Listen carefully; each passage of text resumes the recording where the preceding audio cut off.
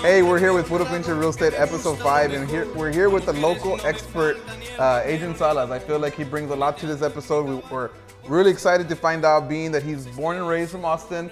He's from a smaller brokerage, Vince Young Realty, and we're happy to have him here, man. So I appreciate it, brother. Thanks for having me. So real quick, being from Austin, how fucking crazy has this been? So what part of town did you grow up? Yeah, so I grew up in 78704, which is, I think it's regarded as one of the best zip codes in Austin. Yeah. Just because it has South Congress, Zilker Park, Barton Springs.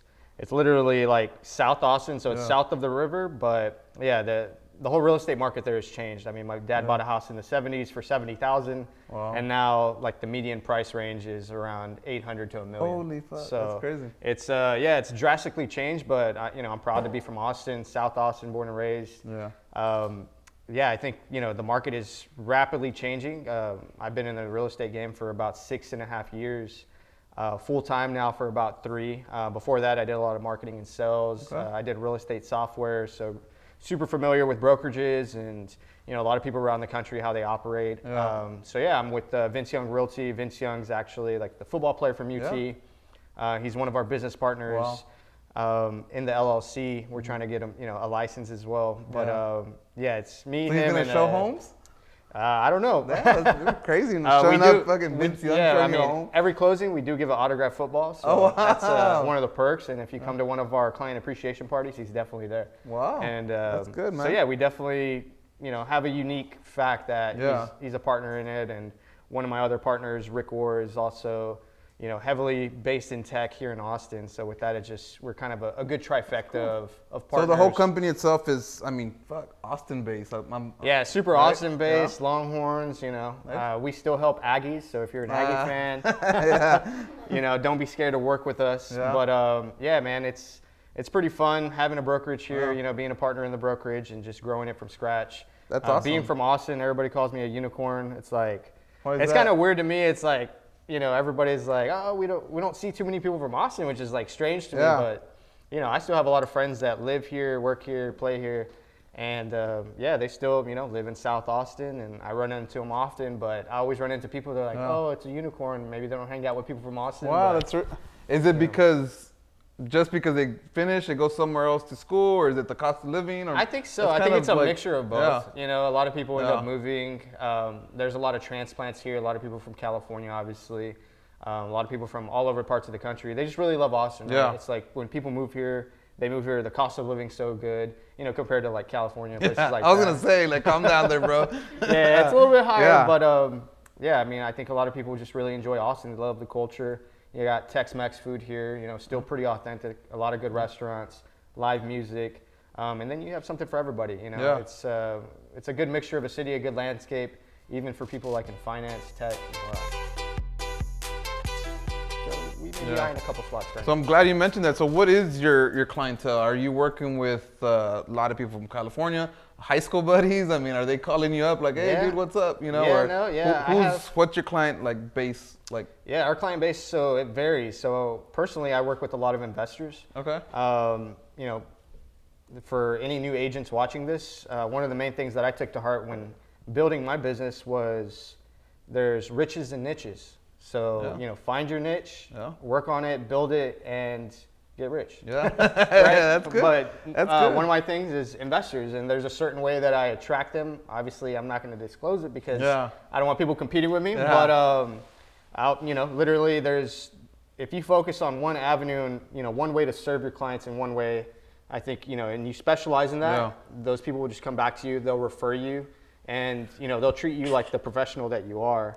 I agree, because that's a different market though, because that's where I started. So I started at 19, and none of my friends were buying houses, and I had never bought a house. So how the fuck was I gonna go pitch to someone like, hey, let me sell your house? So we started in the investment side, and that's all about the numbers for them. So we got familiar with like the rehab costs and the ARVs and all the terminology that they were using, and we kind of ran with it. And now like those investors that purchase properties through us, they need somewhere to sleep too, so it kind of just like but we do like very similar to what you do, like as far as like the customer service is something. So no matter if you're an investor or whatever you may be, we feel like the customer service part should be there. So yeah, super important to be in customer service, like to treat people like that. If you look at companies like Nordstrom or like Whole Foods or anything like that, they treat their customers like gold, right? Yeah. And literally, like, you can learn from companies like that, I feel like. And if you look at bigger companies and their methods of how they treat people, and you supply that to your everyday business, I think it's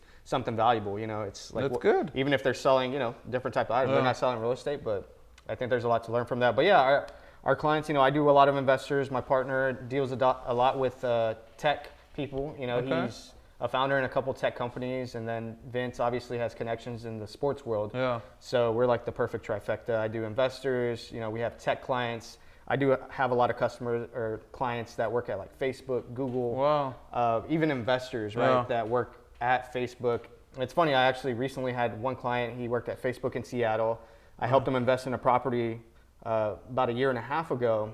He bought it for $200. That neighborhood is now in the 300s. He hit me back up. He was like, hey, I'm thinking about buying another property. We got him approved like a day later. Ended up going to contract 5 days later. Ended up buying a property with me that was off market. Damn. That client didn't want showings because of COVID. We bought that house for $359. That same neighborhood is now going for $450 like 2 months later. Damn.